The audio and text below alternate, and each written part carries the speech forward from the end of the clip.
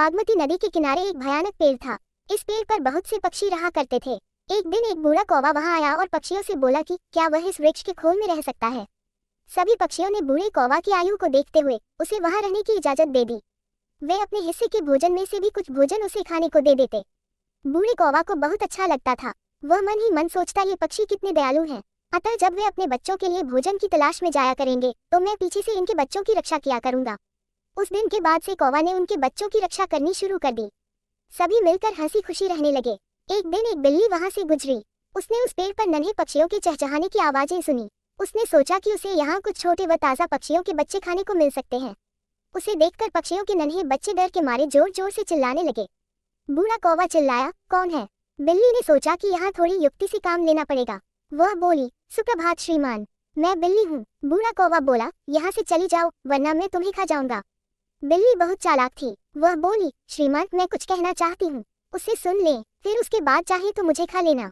कौवा ने सोचा क्यों न उसकी बात सुन ली जाए। बिल्ली बोली, मैं बागमती नदी के तट पर रहती हूँ। मैं बहुत ही धार्मिक विचार रखती हूँ। मैं बागमती नदी में स्नान करके आपका आशीर्वाद लेने आई हूँ। कौवा बोला, मैं तुम पर कैसे विश्वास करूँ?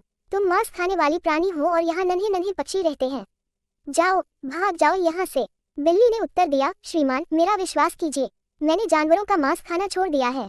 यहाँ बागमती नदी के किनारे चारों ओर हरियाली है और ढेर सारी हरी वनस्पति है।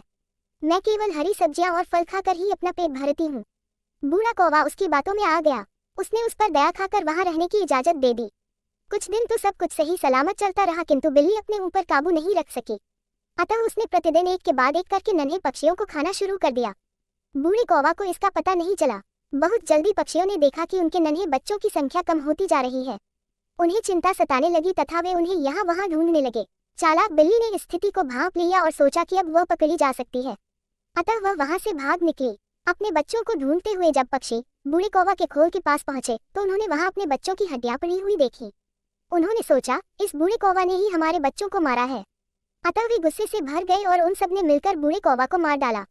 बेचारे मासूम कौवा को अनजान बिल्ली पर विश्वास करके अपने प्राणों से हाथ धोना पड़ा। शिक्षा कभी किसी अनजान पर